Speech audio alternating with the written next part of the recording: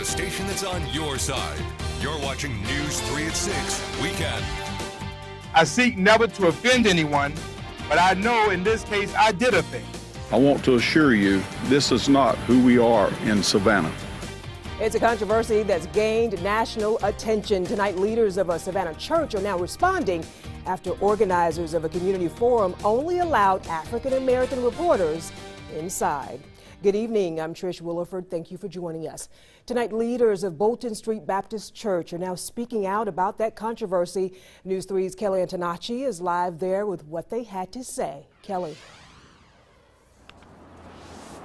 And Trish, church leaders say the people who work and worship here do not condone discriminating against others. They say this church was just a place to have the meeting and nothing else. Williams would not answer my questions, saying he was doing church work.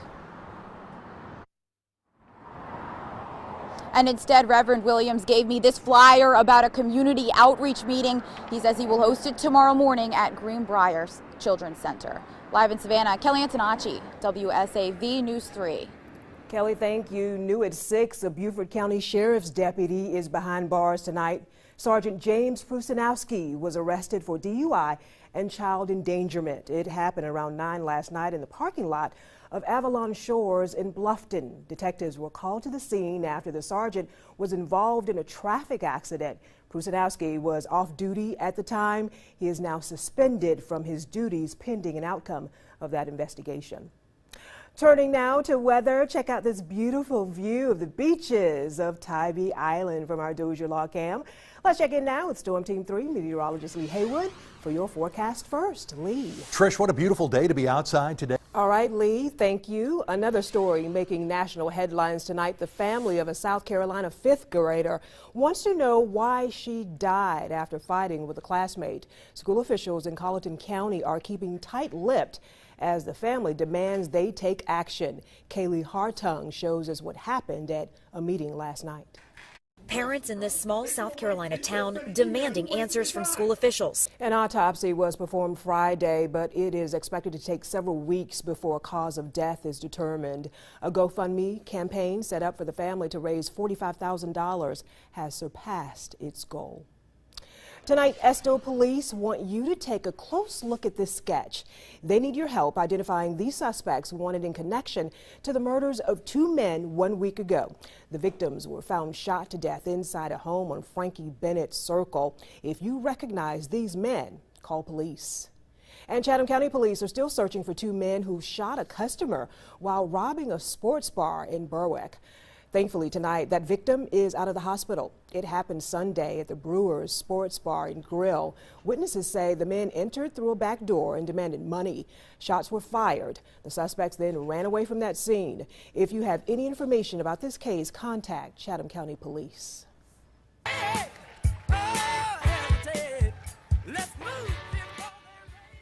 Vice President Mike Pence stomping in Myrtle Beach for Senator Lindsey Graham.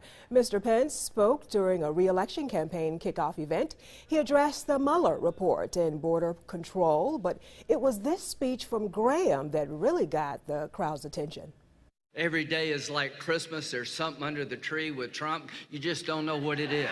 Some days it's that shotgun you've been dreaming for, right? Some days it's a red sweater. You say, But what you know is that every day is going to be a new day in America. During President Trump's presidential bid, Graham was a strong critic of Mr. Trump, but since then, he says he's formed a good relationship with the president. Well, tonight there are thousands of upset Rolling Stones fans. Next, while the band just announced they are canceling their upcoming American tour. Coming up next on News 3 at 11, a wave of green taking over the hosted city. Tonight we are live on River Street as St. Patrick's Day celebrations continue. Plus a special visit at the White House from Ireland's Prime Minister. Good evening, I'm Trish Williford. Thank you for joining us. The 195th St. Patrick's Day celebration was a whirlwind. Thousands flooded River Street after the parade for a grand celebration. News 3's Darius Johnson has been in the midst of the action, talking to those who traveled here for the big event. And Darius, it doesn't look like this celebration will wrap up anytime soon. It was a beautiful day for the big parade. Let's check in now with Storm Team 3 meteorologist Lee Haywood for your forecast first.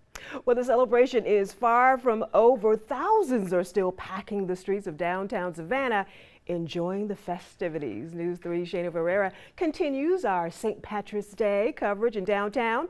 She joins us live from all of that action on River Street. Hey, Shayna. We begin with two developing stories right now in Savannah.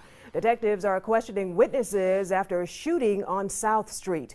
Police were called to this scene around 8:30 tonight. They found a man suffering from a gunshot wound. He was transported to the hospital where he is expected to recover. No word yet about a possible suspect. Also developing tonight, Savannah police spent hours investigating this scene in South Savannah after a woman was found dead. Police were called to a home in the 500 block of Mimosa Place around 7 p.m. No word yet on how the woman died. Detectives say they are investigating this incident because it is an unattended death. We are continuing to follow a story out of Colleton County tonight where a body was found in a river. Authorities say early this morning, some residents checking trout lines stumbled across a body floating in the Edisto River. The Colleton County Criminal Investigations Division was called to the scene and recovered the body. Detectives collected evidence and questioned any possible witnesses. No word yet on the person's identity. Our top story at 6, heartbreak for one Liberty County community. An 18-year-old student at Liberty County High School was killed last night when police say his vehicle was struck by a drunk driver. 18-year-old Albert Dock was a junior and basketball player at Liberty County High. A follow-up now, homeless veterans in Chatham County are steps closer tonight to living with a roof over their heads. After 4 years of waiting, crews are finally starting to build 72 tiny homes.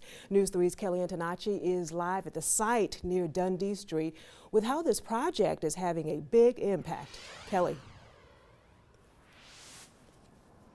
And Trish, it's all about to get a little bit bigger. Family lost not one, but 2 cars in this massive fire. But it was the quick thinking of their young son that helped them to survive. A quick snapshot of things. Family possessions now all just charred rubble. There's no preparing for it. You see your house, it's up in flames, smoke's coming out of it. I did break down. And who wouldn't? Eric Castellanos was at work when he got the call that his home was on fire, and he knew his wife and 2 children were here, home without him. But little did he know he didn't have to worry. His 9-year-old son Caleb sprung into action. And he acted quickly and ran through the house with the fire going on. Just a brave, smart kid. I couldn't be any more proud. Castellanos' wife suffered minor injuries in the fire, and his hero son now a bit shaken up. He was really worried about how we're not going to be able to stay in the neighborhood. And that was the biggest fear for him. Worried about his PlayStation 4 because he misses his Fortnite already. Now the family is working to recover, trying to get their lives back to normal. And he says his neighbors are already making life a little bit easier. It's all been a major, wonderful outreach, and I'm absolutely blessed. Kids are okay, wife's okay, I'm okay. I mean, what more could I ask for? At this point, it's just a rebuild. In Eden, Trish Williford, WSAV News 3. Hey guys, you can probably tell the wind and the rain, they've picked up considerably since the last time we spoke. Just look over my shoulder, you can see the flag and the trees around us. Just got an update from Bullock County's EMA director who says in all of the county, there's only 1 report of 1 tree down throughout the entire county. Obviously that could change as the night goes through, but that is good news for now. And we shot this video about an hour ago inside the emergency operations center where crews are on standby. They're going to make sure the roads are passable, no trees down in the roads, no power lines down, to make sure everyone is safe tonight.